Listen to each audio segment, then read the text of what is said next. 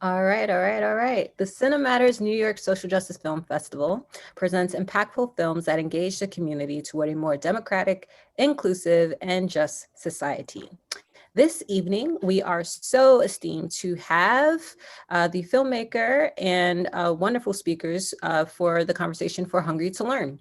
It's about the story of three American college students and a professor facing up to the painful reality that college tuition has gotten so high that some students can't afford to pay it and also eat. This film explains how we got here and the high price paid on campuses around the country. We are so grateful to partner with the Meteor and Swipes Out for Hunger here today as well. And to introduce the wonderful speakers for today, I'm going to hand it over to Cheryl Parker. Hi, everyone. Before we introduce our speakers today, there's just a few things. First of all, during these tough times, we're relying on support from our community more than ever before to keep our virtual programming strong and keep us connected to each other. Please consider making a donation to the JCC so we can remain a thriving hub for resources, connections, and community for years to come. To donate, please text the word community to 56512. If you have questions for the panelists today, please put them in the chat box. And if your question is selected, someone from the festival team will contact you and unmute your mic so you can ask the question live.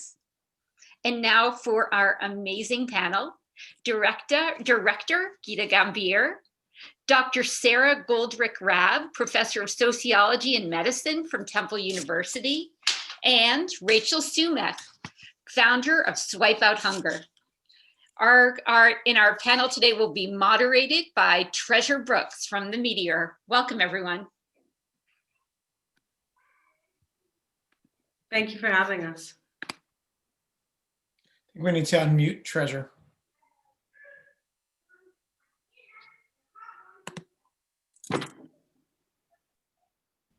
Hello, I'm so excited to be here with all of you and discussing such a critical and timely film like Hungry to Learn. So Hungry to Learn tackles food insecurity on college campuses, and it's a lesser known issue in higher education. I'm wondering if anyone can speak to what inspired you all to tell this story of the film. So I can certainly address that. So the film is the production company behind the film is Soledad O'Brien Productions. And I'm sure, as many of you may know, Soledad O'Brien is an incredible journalist. And her company, I think, seeks to empower the voices of underrepresented folks. And I think this issue, Rose Arce, who's one of the producers and an executive producer, she was sort of the originator of this idea. She, I think, had read articles about it. There was a partnership with Conagra, which is, and who they are, they are also in the business of in the food industry, and so the idea was born really even before I came on board. And then we met. They asked me if I would be willing to direct it. I couldn't say no. It's very hard to say no to Soledad O'Brien, as amazing as she is. So we started that journey, and it took a while to find students who were willing to talk to us about the issues they were having because of the stigma, I think, that they often feel, the shame they feel around what the hunger issues they might be struggling with. And interestingly, for some of our students, there were actually 4 in the film. They didn't, for many of them, they were so used to being hungry and sort of living the way that they lived that they didn't even realize that it was not normal, that their circumstances were actually, that shouldn't have been what they were. So that was a really revealing process for me. But it took like maybe 2 years to make the film in total. Maybe a little bit longer, but we were so lucky, and the kids that we have in the film were incredibly generous, and we were so lucky to have Dr. Sara Goldrick-Rab, who is on this Zoom as well. She was really, again, an inspiration, kind of a guiding light, someone who's been a fighting force around this issue for a long time. So pulling her in to this she was very willing. So it wasn't that much of a fight, but getting her on board was a big win for us. Well, thank you, Geeta. I guess I will just add that I think that the story that Rose has told me, and the whole team there is incredible, but Rose had actually heard about food insecurity among college students from one of her colleagues who was teaching in CUNY and the City University of New York colleges. And Rose was just really struck listening to her colleague talk about teaching students who were going through so much that they were receiving financial aid and yet they still didn't have enough to eat. And as Rose began to do that research, it just so happened she came across some of the scientific articles that my team and I had been working on. And she was sort of struck that the statistics that really indicate that at least 1 in 3 American college students, and perhaps as many as 1 in 2 at the community colleges, are facing food insecurity, and yet very few people are aware of it. So what I'm so grateful for here is that the stories of students, which students have known about for a while, and I know that Rachel can speak to that, students have known these things, but that this film can help a broader public understand these challenges. And as we all know, that's how we create the changes that really can come to address the root causes of these problems and put an end to this nonsensical situation. Absolutely. So Geeta, you mentioned it's been 2 years since the film has been out. And also, Dr. Goldrick-Rab, you talked about this informing a larger audience of this issue. I'm wondering what you all hoped and what you've seen the impact of this film to be so far. So the film actually premiered at Doc NYC, which is a really wonderful, prestigious film festival in New York, in I think November of 2019, and we had a beautiful festival run ahead of us, including South by Southwest. And honestly, this film has played at so many festivals, I almost can't keep count. It's been, the sort of a festival darling, but of course we had COVID hit, and that changed some of the trajectory of what we were hoping for, as far as being able to actually be present, in front of an audience. We're doing things like this instead, as film festivals are, and of course we adapt. But it was a little bit of a, again, I think for all of us, a little bit of a shock to do it differently. And now almost, it's been almost a year since sort of COVID and its impact on the industry. But I think honestly, the impact has been phenomenal. The response, there's so many students. I think Sarah has had this experience every time she speaks. There's so many students who have reached out and said, I didn't know that anybody knew, or I can't believe that this is my story, and I'm so, obviously, like, it's so important that this is being talked about. There's students, I think, who are sort of finding it's been a tool for them to help them find their voice. And then there are many, many students that is, Sarah rightly pointed out, who've been, again, on the activist front for this issue for a long time, for whom hopefully the film just kind of, again, is meant to again, to bring as much attention to the issue as possible. Yeah, and we have a great partner, the educational distribution partner for Hungry to Learn, which is called Good Docs, has been making the film available so that institutions around the country can show it. And I really think that that is one of the most important pathways here, that colleges and universities are showing the film to their entire campuses, and that can then trigger changes in practice. Right? One of the goals is, of course, to get more resources to students. And the other part, though, is to make sure that if they're in the classroom, that faculty members like myself know that this is happening, recognize it. And instead of assuming that a student is sleeping in class because they're disinterested or not talented, instead consider that maybe they haven't had something to eat and that maybe there's another action the faculty member could take. So the educational purposes of this documentary, I think, are substantial. And from what I've heard, it's actually been one of the fastest selling docs from Good Docs this past year, which is great. Wow, I'm so happy to hear about the success of this project. And also, we as an audience learned so much in watching it. One of the statistics that really stood out to me is that 13% of undergraduates are currently single parents. I'm curious to know what you all learned in the process of making it.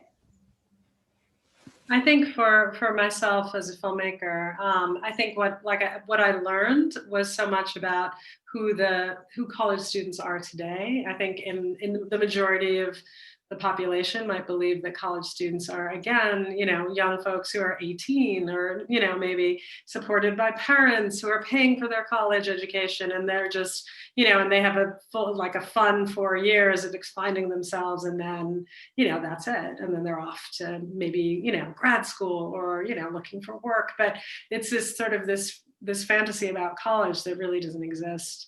And I think, the understanding that the average age of a college student, Sarah, you can correct me here, but is somewhere in their 20s, like their mid-20s. And that oftentimes they might have a child, that the responsibilities that they have, they might be, even if they don't have a child, they might have to work full time or be supporting other family members, the face of the identity of college students in general has changed. And I think that that's something that the world hasn't caught up with yet. And then also meeting these incredibly, obviously, these kids who are, I think one of the biggest things for me was there's all this, this nonsense about how college students are lazy, or they just don't want to eat cereal, or they don't want to eat, they don't want to, eat like ramen noodles like we all did. And that's part of sort of the, just part of the nature of college is that you have to, you go hungry a bit, and it's not a big deal. These are kids who are, are doing everything possible, within that they can to get the education that, is supposedly promised to them, right? That should really be a fundamental right. And they're at the, oftentimes with no support, and they're at the end of their rope. And I think for me, what was the most heartbreaking part of it is this is our future. And this is our future. Like, you're looking at kids who do everything they can and still, are not able to possibly graduate or to get ahead, right? And without that, what does the future of our country look like? We need them to succeed. So it is an American problem. It's a national problem. It's not just like an individual family or a community that might be struggling. It's a national issue. So I think that's what I took away. And Sarah, I'm curious to know, obviously. Yeah, I want to see what Rachel actually thinks about that. Well, I think that what you just said captured it so well, Geeta. So many young people are working so hard to get into college, to be capable and ready, right? We say college ready, but we don't see our colleges working as hard to be ready for today's students, right? For student parents, for first generation students. And I run a nonprofit called Swipe Out Hunger. We have like a 10-second cameo in the documentary, so you may have missed us, but we're a national nonprofit that's been around for the past 10 years, since 2010.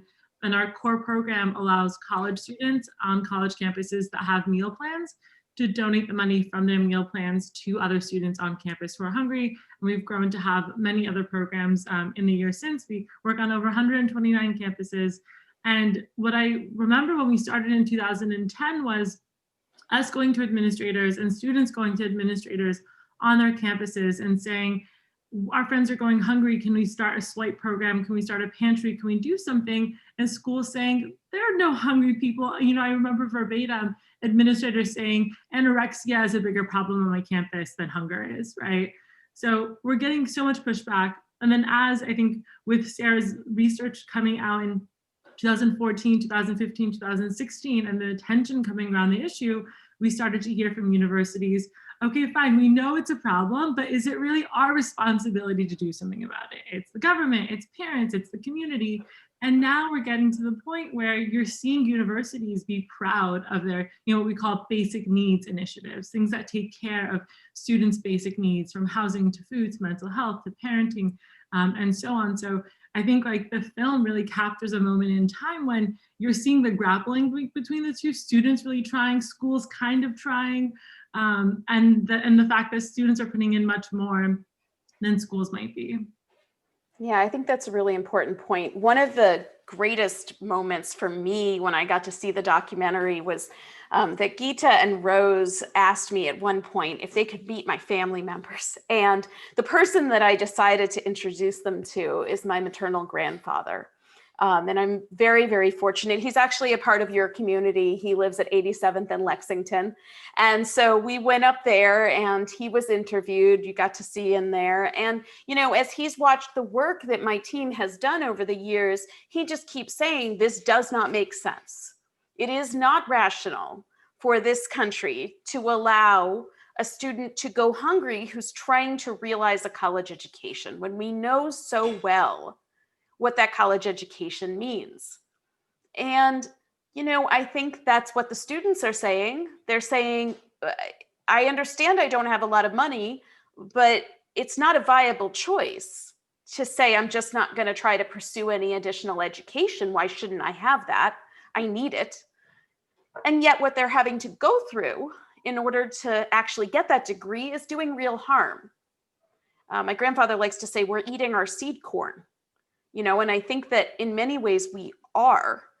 This has been such an interesting moment. Interesting is the polite word for it, right? In our country's history. Has it ever been so important that we educate, not just for the economy, but for democracy? And what these students learn when we send them to college and then we fail them so badly that they don't have enough to eat is they learn that education can even hurt them. It is bad for their health. It's actually driving them backwards. That's a terrible lesson to teach more than, frankly, one generation of people, because we have multiple generations in college right now, right? We have the 18 to 24-year-olds. We have 35-year-olds who have kids, and 45-year-olds, by the way, who just lost their jobs during the pandemic and are coming back to higher ed trying to get ahead. And what are they learning? They're learning that despite their talent and hard work, they're going to be left short. We're not going to find our way to an inclusive economic recovery that way. So the sort of nonsensical nature of this is the other part that I think hopefully stood out to you all. Absolutely. I hear you all talking about how really what this film is seeking to do is to shift misconceptions around what college is for people today. And that's a huge undertaking. Geeta, I'm wondering, in what ways did this film differ from your other directing experiences?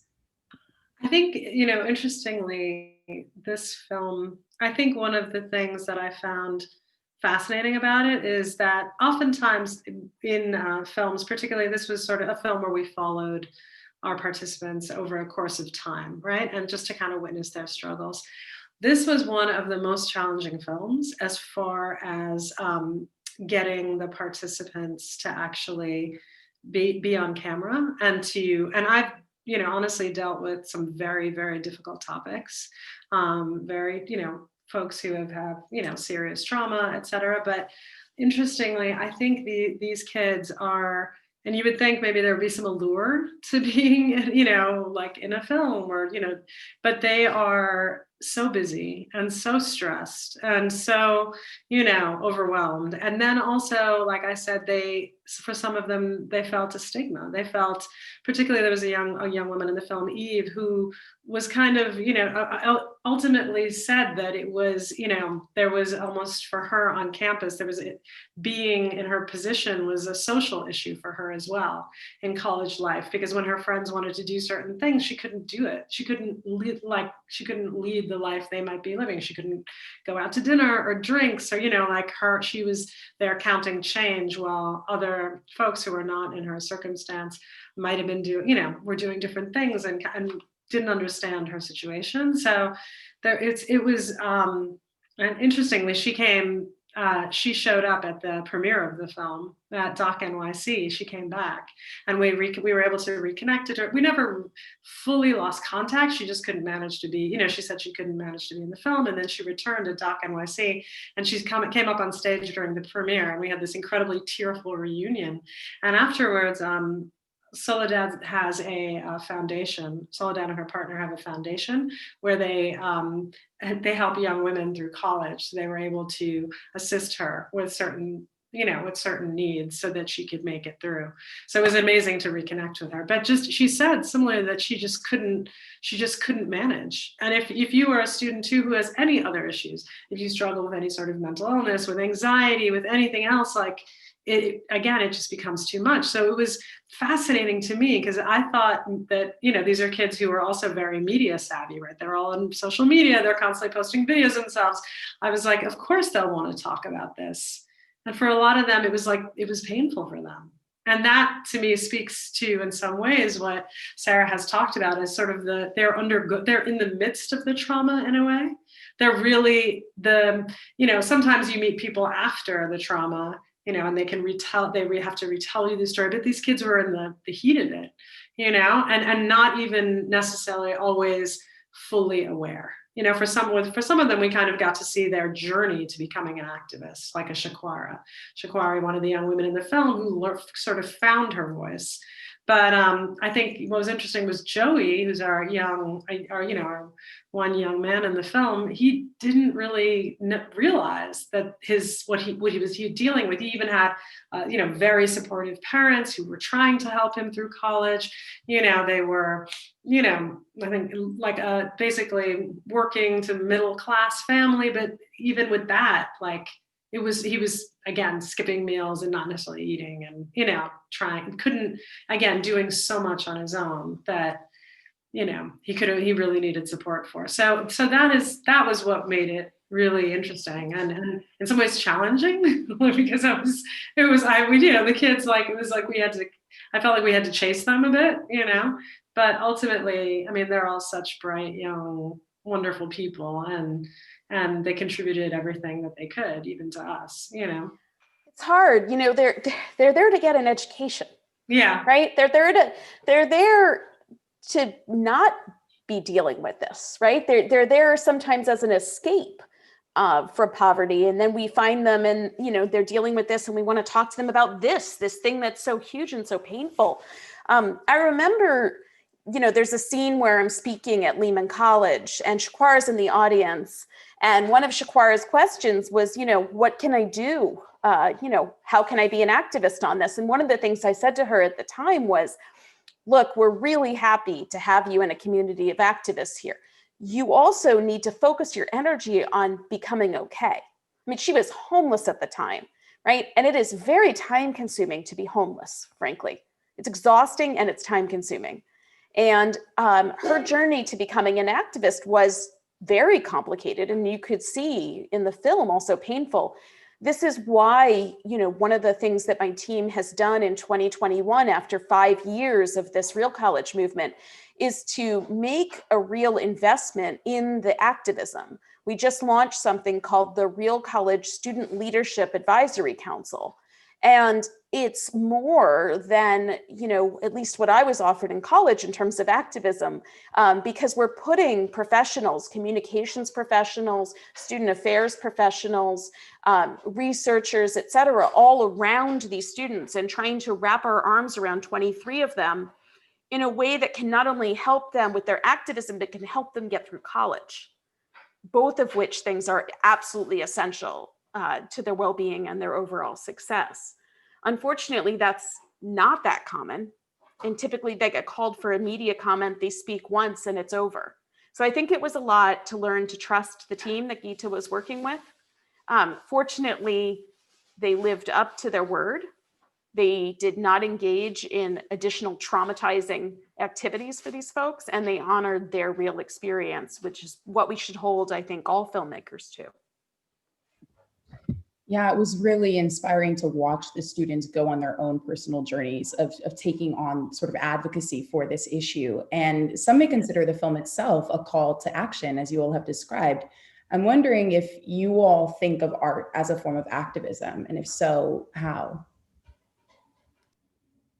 I mean, I could say that I certainly do because I started my career with the great Spike Lee, and his films were always, the first film I ever worked on was Malcolm X.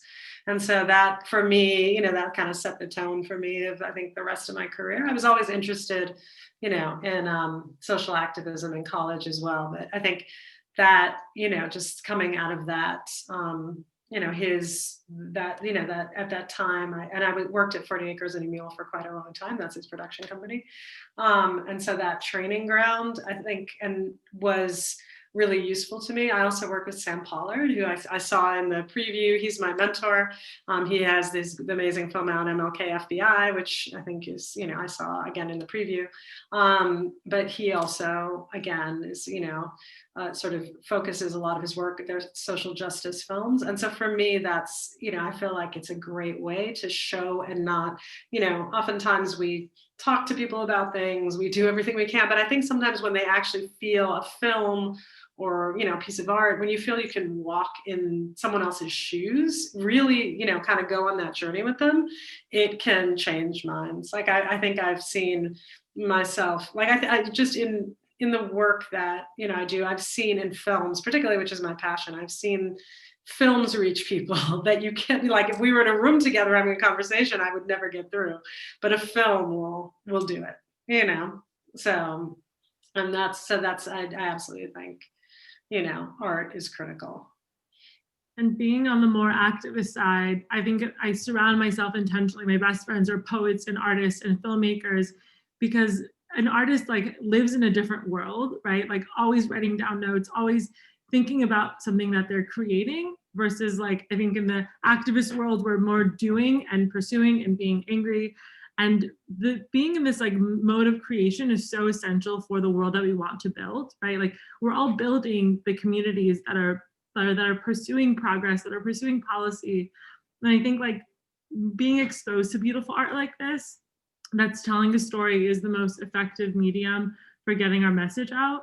And I think for ourselves as activists, if we don't make space for art in our lives, in our friendships, in our conversations, and you kind of lose the vision and that like radicalness of what's possible, because you have to like really believe it. You have to like feel it to do it every day. Otherwise it's exhausting and people can tell.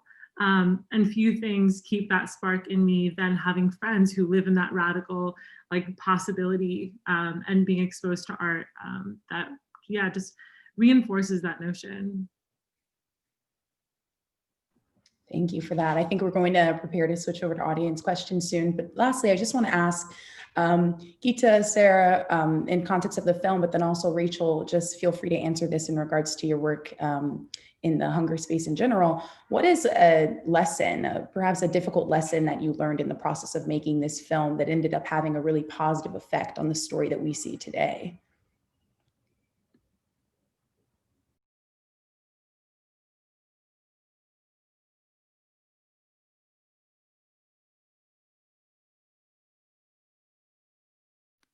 I'm so sorry. My Zoom fritzed out for a second. I thought I did. You're perfectly fine. I apologize.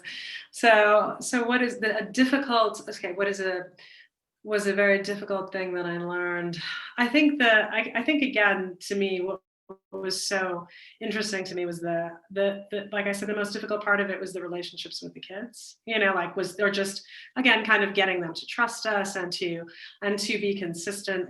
With being able to sort of, if we would say we're going to meet you at this time, and then they wouldn't be able to show. And I think and again, during the process of the film, we lost Eve.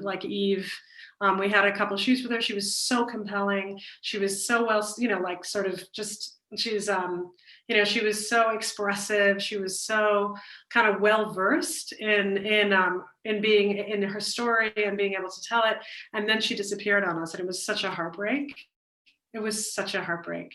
But because I was just I felt, I just kind of wish there was more I could have done, or I didn't know what we had done wrong, or how we could have helped her. But what was so interesting to me is, like I said, that her mother heard about the film coming out, and actually came to, I think, a screening, and then she came to, which was, again, when our premiere was at Doc NYC, and we had a couple of screenings. So her mother came to one and then talked to her, and she came to the next one. So that beautiful reconnection, and where I really was able to, I think, understand from her what she was going through.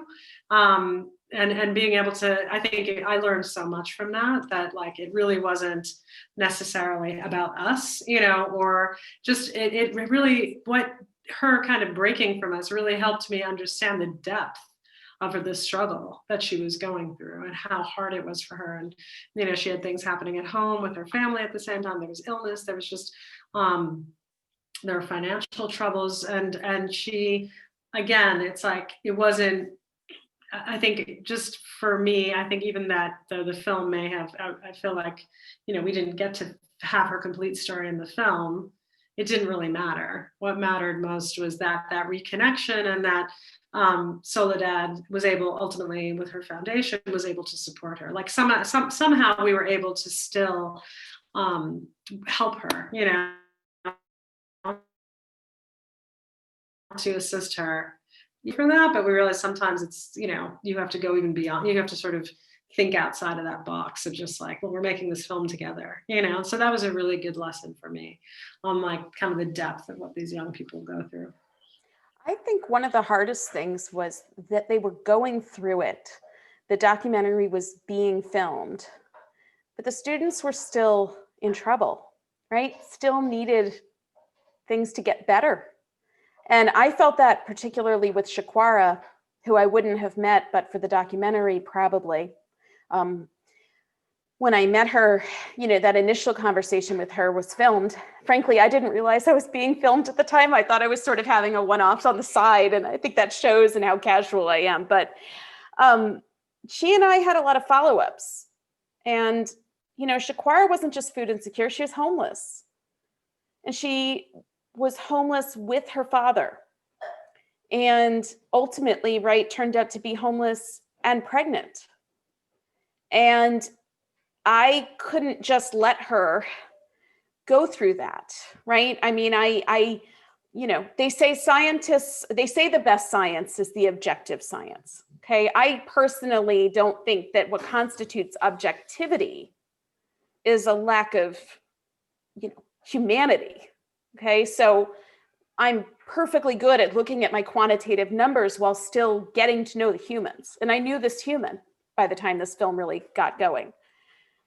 I tried to help her navigate the homeless support system such as it is in New York City. I did it with a lot of networks. I know a lot of people. I figured if I focus on this one student, I can get this done. And it still didn't get done. It was so hard. And I frankly, you know, talked to my husband and we decided we would give her some money, try to make things better. It's something I really try only to do through the nonprofit that I created. I try not to do it in a direct way because it can, you know, have adverse effects for somebody like myself who deals with so many students who have need. But we did that and it didn't fix things, right? Of course it didn't, because there was something bigger that was broken.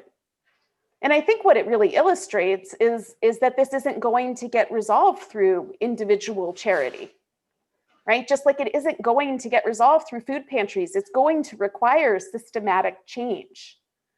And I'm so glad she's in a good place now, but you know, she's still, you know, she's selling her art. Speaking of art, I have a house filled with her art, you know, because supporting her art's one of the things that we can do. But the fact is that we don't have much of a social safety net. You know, we were horrible to her, we as a society, in part because she wanted to stay with her dad. If she had been willing to go into the shelter alone, she would have gotten placed. It's because she wanted to stay with her dad that it was so hard. I don't know what kind of a society allows that to be the reason that someone cannot get housing. Yeah, I mean, the stories of these students were absolutely heartbreaking at so many points. The film introduces us to Shakwara, Joey, Isabella, and then obviously Eve had to discontinue the film, but this is the story of so many students, which is what resonated most with me. Thank you all so much for these insightful responses. We're going to move over to audience questions. Do you have this prepared? Thanks, Treasure. I have one question for all of you before we wrap up, and that is, what is your call to action?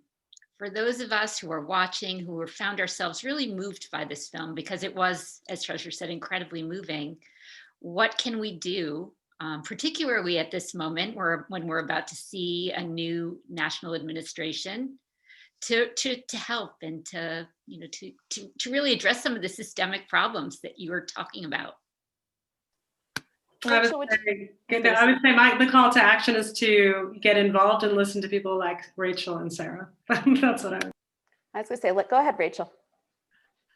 I mean, one of my favorite things to tell people to do, which is low-hanging fruit, is call your alma mater and say, hey, I just watched this movie. I just learned about this issue. What are you doing to support food insecure students? And if they say they have a pantry, ask them, how many days is it open? What about if students are homeless? Put that pressure on your alma mater to develop resources for students that are in need.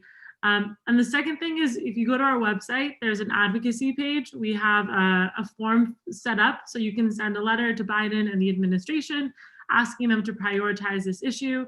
You can find your state. We have different state legislative campaigns. I guess most of you are in New York.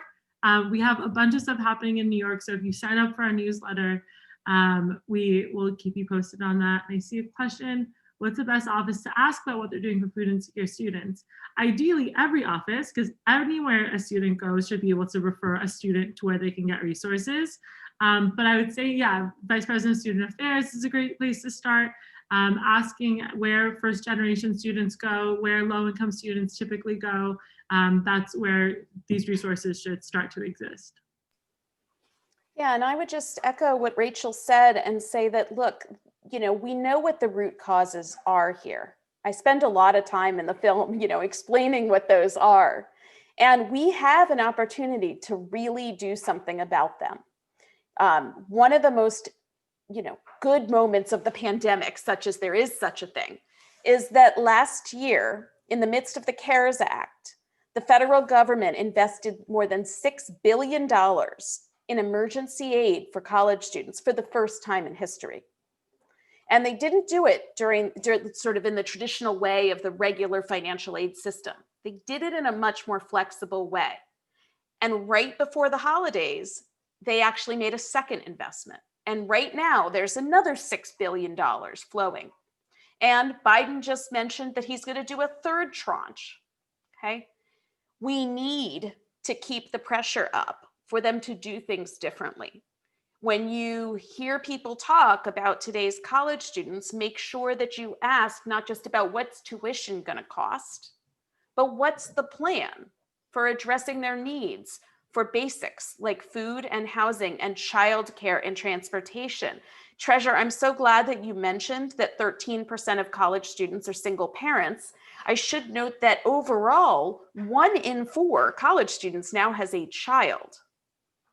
1 in 4, right? So some of them are married, some of them are single. None of them are okay because childcare is so unaffordable. So we need to invest in the supports for college students. It's long past time to extend the National School Lunch Program, which serves K-12 students, to expand that into higher education. It's just a no-brainer. And states have to do their part. So the state of New York needs to lean into funding public higher education so that students have people to talk to get support. Right now, they're moving into layoffs. And students are going to come and not only find that they don't have classes, but they don't have advisors. And so the political power that each of us has together collectively is really, I think, what matters most. And the last thing I'll say is, and coming out of the last few years again, I think you'll see the need for this. Please center science in all of this, right?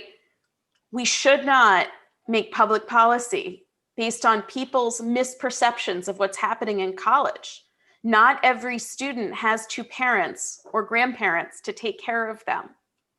They're not primarily at parties, okay? They're not primarily anymore just coming straight out of high school even. So let's take the data and what we know, and by the way, invest in more data because the federal government ignored this for 50 years because there was no evidence. Invest in that and center the science and make public policy based on it. Thank you for all of that. And thank you for all of you who are on the panel. This was really excellent. For all of you who are listening, we are putting together a set of resources that will include all the things that you heard today that we'll be sending to you on Tuesday. So don't fear, you'll be able to see all of this afterwards, and we'll have the opportunity, I hope, if you'd like, to follow up and to take action around this, such an important issue. Our festival continues tomorrow with several programs. At 11 o'clock in the morning, we have a family racial justice workshop. Then at 2 p.m., we have a Q&A on the film Shared Legacies. At 4 p.m., a Q&A on Black boys. And at 6 p.m., Q&A in our closing night on John Lewis, Good Trouble. Tickets can be found at cinematters.film. Thank you all. Please follow us on Instagram, Twitter, and on Facebook at Lights, Camera, Take Action and Cinematters 2021. Have a great evening, everyone. Hope to see you tomorrow.